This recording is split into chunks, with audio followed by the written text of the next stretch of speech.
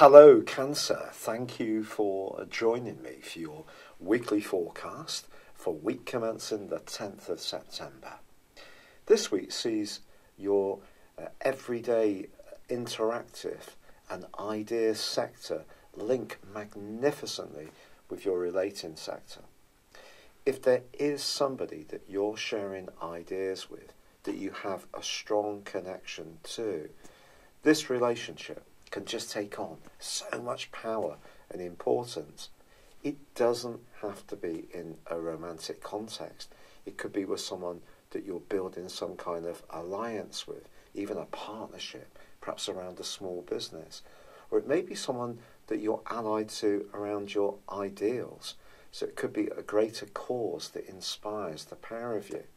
But with the Sun forging an amazing link to both Jupiter and Pluto for a large portion of this week, and on the back of last week's new moon, your mind can be particularly active, but your attention span can also be particularly on the low side. You're someone known to be the nurturer of the Zodiac, but stimulation is very much the order of the day. And yet, with Venus in opposition to Uranus, this stimulation can create excitement, but also see you a little unsettled.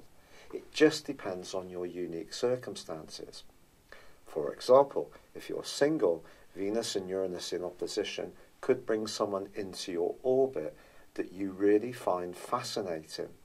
Because Saturn's involved in the mix too, this person may hang around longer than is ordinarily the case when Uranus and Venus are in opposition. It's also possible that someone could come in, excite you, stimulate you, and be gone all in the blink of an eye. But on the first day of this week, and also the latter part of the week, firstly the Sun and then Mercury are going to be in opposition with Neptune. So it's also possible, despite the potential for you to transform your thinking, forge that tie, that bond with someone truly significant, there could be a lot of confusion around the interactions with another person. And Venus's opposition with Uranus can give you the desire to liberate yourself from a situation which doesn't make you feel empowered. So really, it can be your relationship with yourself that's boosted by the Sun's angle to Pluto, because you're determined to get much more ascendancy over how your boundaries and that interaction unfolds. As the week comes to a close, there is a quarter moon. So it's just saying to you, if you are planning any kind of chores or do-it-yourself task, or trying to be virtuous over the weekend, don't bite off too much. It's going to be important to set some realistic goals, stick to them, and then it will be enjoyable. If you do try to spin too many plates, one or two may get broken. It's been a real pleasure being with you, Cancer. Thank you so much for joining me. Good luck and goodbye for now. Hello Cancer, thank you for joining me for your monthly forecast for September for the Sun or the Ascendant. Thanks so much for bearing with me, and I'm sorry I'm delivering this a little late due to my recent health problems. This month begins enormously positively for you. The Sun is in the sign of Virgo, which is Earth. You're of course water, but if we think of the bed of a river, Earth carries water very positively. So your energy is going to be flowing, and it's going to be around your ideas that you really have an opportunity to shine. Now, whether you want to tell people about a great idea you have for a book, or you're attending an interview or doing a presentation, or you're interested in digital media with your own website or blog, this is your chance to shine. But also, the Sun in this location can be very much about a physical desire to move around more. So if you've gone through a period where you've been a bit more sedentary or a bit more relaxed, this is a chance to be more active too. But as this month begins, Mercury, the planet that rules Virgo, is locked away in the sign of Leo still, and on the 3rd of the month comes out of shadow. This means it gets back to the point where the retrograde began on the 26th of July. If there has been a financial issue that you've been waiting for a resolution around, it can start to move forwards in a much more productive way. But also, on the 9th, Venus, the planet of love and affection, moves out of an area where it's been seeing you more mindful of creating a very comfortable home environment into a much more playful, gregarious, and also romantic location. And this gives you an opportunity in the following 28 days to really create quite an impact on anyone you come into contact with.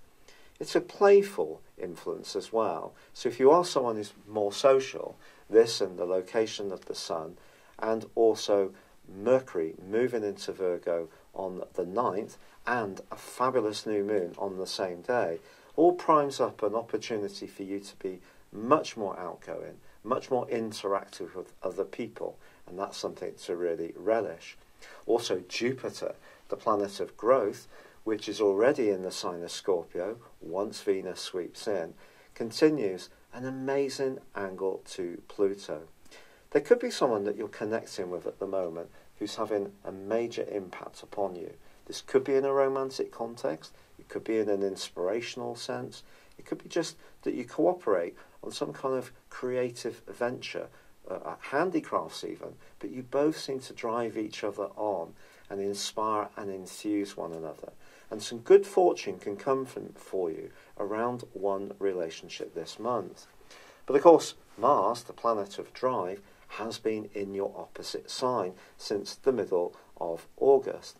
Now, it's going to relocate into the sign of Aquarius on the 12th of September. This is more passionate, it's a bit more feisty, and it's also going to be squaring up to Uranus.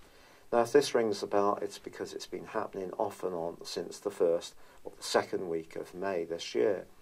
Uranus in Taurus, if you think about it, Taurus likes stability, it likes permanence, it's a fixed sign, whereas Uranus is the co-ruler of Aquarius, but also fixed, but is a bit of a free radical. It likes to shake things up, pushes us to be more mindful of our independence. And for you, it's in a part of your scope to do with friendships and long-term plans. And it's possible, since the middle of May, that some of your ideas have been a bit helter-skelter, not necessarily very constant. And now it re-engages with Mars, there is the potential for tension, I have to be honest with you. In any situation where you feel penned in and you're not able to be a free spirit, you need to choose your associations. They need to be associations that come naturally without any catches or holds or snags. Because over the last 8 years or so, Pluto has been informing you that it's important for you in relationship situations to own your power. This doesn't mean to dominate people, it doesn't mean to be unkind, but it means to have healthy boundaries. And of course Saturn is in this location as well, so Mars there through to the 11th day of this month suggests there can still be some activity around your relationship sector, but that link with Jupiter and Venus moving into the most romantic area suggests that if you're single, it can be a fine chance to mix and mingle, but just be conscious that you won't want to lose your independence. You won't want to feel control. You won't want to go into a deep bond unless it's really feeling right. Now, at the very heart of this month, also ironically, Venus and Mars go into a tete-a-tete themselves, a right angle, a square. Between the 11th and 14th, something might not just work out particularly well around a relationship. For us all, a degree of patience is going to be necessary. But on the 22nd, Mercury speedily relocates out of the sign of Virgo and into the sign of Libra. Here Mercury is asking us all to think more about our listening skills, how we tune into other people, but for you it's in your 4th house, and there can be a tendency when Mercury makes its way through the 4th solar house for us to bottle up our emotions and not articulate how we feel very clearly. Also, on the following day, the Sun passes into the sign of Libra too. Now, this is an opportunity for us all to be more diplomatic, to be more conscious of balance in our approach to things, you know, the usual Libran characteristics.